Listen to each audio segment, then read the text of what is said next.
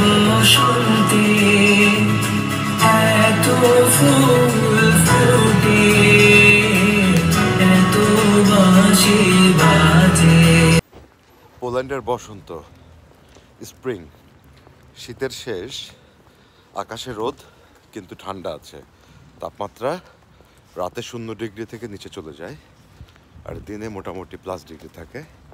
এটাই পোল্যান্ডের বসন্ত।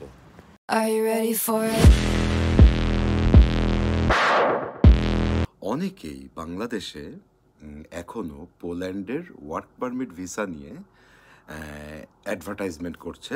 তারা নাকি পোল্যান্ডের ওয়ার্ক পারমিট ভিসা করিয়ে দিচ্ছে। এই ফাঁদে অবশ্যই পাড়া দিবেন না। তো যাই হোক, বসন্ত এসে গেছে, চলুন আগে পোল্যান্ডের পিঠা উৎসব দেখে আসি।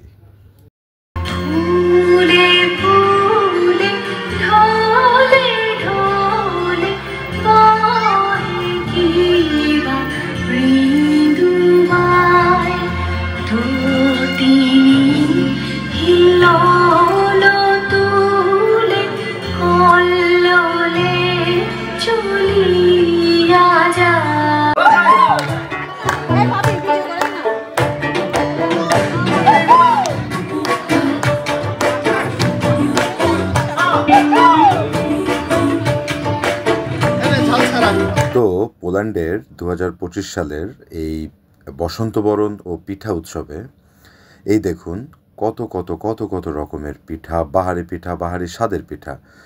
আর আমরা যে শুধু নাচা গানা করেছি তা না, আমরা বাংলাদেশের যেই সংস্কৃতি, বাংলার ঐতিহ্য, বাংলার গান, বাংলার নৃত্য, এগুলো এখানে পরিবেশন করা হয়েছে সকলের সামনে।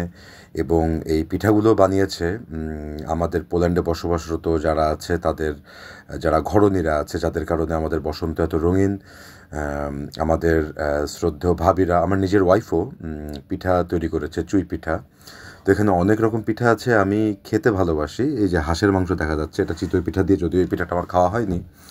নারিকেলের নাড়ু থেকে শুরু করে সব রকম পিঠা আছে। মোটামুটি এখানে 50 রকমেরও উপরে পিঠা ছিল, যে পিঠা আমাদের সম্মানিত ভাবিরা অনেক কষ্ট করে আমাদের জন্য বানিয়ে এনেছেন। এজন্য বাংলার সংস্কৃতিতে অংশগ্রহণ করতে পারছি এবং আমরা আমাদের ঐতিহ্যের সাথে এখনো মেলবন্ধন করতে পারছি।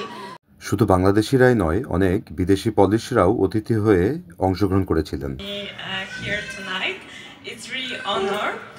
And I'm very proud and happy that I can celebrate with you your spring festival and actually taste delicious Bangladesh food. As a Legal Wings, we are supporting the Bangladesh community in the legalization process. It's great honor for me to be here, and this very good occasion, promotion of your delicious food, of our food. I feel myself as a part of your Bangladeshi team. As you see, I am as well Bangladesh. আসসালামু আলাইকুম। পোল্যান্ডের বসন্তবরণ ভিডিওতে কেন এই কথাটা বলছি দেখুন। European পার্লামেন্টের মেম্বার মিস্টার ডমিনিক তারচিনস্কি পোল্যান্ডে ইলিগাল ইমিগ্রেন্টসদের নিয়ে কি বলেছে। I was very straight about our policy. As you know, zero illegal migrants. That was our government's policy for 8 years. Zero means not even one if it's illegal. If you want to come to Poland, that was very straight. If you want to come to Poland, you can come. We are not North Korea. You can come and visit. You can come and work. You can be legally. So you have to prove who you are. You have to submit your documents, you have to ask for a visa, then you will have permission to stay for 3 or 6 months or a year or whatever. And that's fine. If you pay taxes, if you want to contribute to our society, we don't mind. But it's up to us if we want you. শুধু কি তাই, mister Dominic তারচিনস্কি উনি যদি পারে তাহলে illegal immigrants যারা Croatia, Romania, Hungary বা বিভিন্ন দেশ থেকে পোল্যান্ডের ভিসা না নিয়ে বৈধভাবে বা অবৈধভাবে পোল্যান্ডে এসে বসতি করেছে, রেসিডেন্স পারমিটের জন্য অ্যাপ্লিকেশন করেছে, তাদেরকে উনি পারলে পোল্যান্ড থেকে বের করে দেয়। দেখুন কি বলে। What we're saying is send them back. Okay? Simple as that. Poland is the only country in European Union which we haven't had even one terrorist attack. We don't have stabbings, we don't have rapes, we don't have all these really dangerous behaviors from migrants, illegal migrants. So our policy is very straight, zero tolerance. We built a beautiful wall on our border with Belarus, and there's no way anyone would enter Poland. When you see the data from Eurostat, not ours, from European Union, Poland is the safest country in Europe. তো কেন আমি পোল্যান্ডের বসন্ত বরণে এই কথাগুলো বলছি? এর একটাই কারণ, বসন্ত মানে ভালোবাসা, বসন্ত মানে রং, বসন্ত মানে রঙিন স্বপ্ন, নতুন জীবনের আশায়।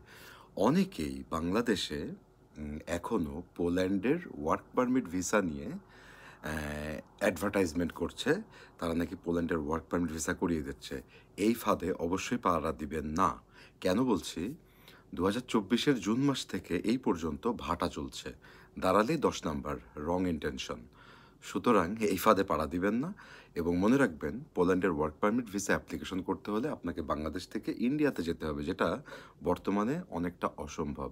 তাই পোল্যান্ডের বসন্ত দেখতে থাকুন, আমাদের জন্য দোয়া করবেন। খুব শিগগিরই হয়তো পরিস্থিতি পরিবর্তন হবে এবং পোল্যান্ড আবারও ভিসা দেওয়া শুরু করবে। তো আপাতত কেউ পোল্যান্ডের জন্য ট্রাই করবেন না, সংবিধিবদ্ধ সতর্কীকরণ। তো যাই হোক, আবারও বসন্তে ফিরে আসি, পোল্যান্ডে ফিরে আসি। পোল্যান্ড ইউরোপের অত্যন্ত সুন্দর একটি দেশ, বিশেষ করে আমার প্রাণপ্রিয় পোল্যান্ড। বাংলাদেশের পরে যদি কোনো দেশকে ভালোবাসি তাহলে সেটা পোল্যান্ড, যেখানে আমাদের বসন্ত শুরু হয়ে গেল। আমাদের অনেক নাচাগানা হলো, পিঠা খাওয়া হলো, পুরস্কার বিতরণীয় ছিল। আমিও একটি গান গেয়েছি, চলুন একটু শুনে আসি।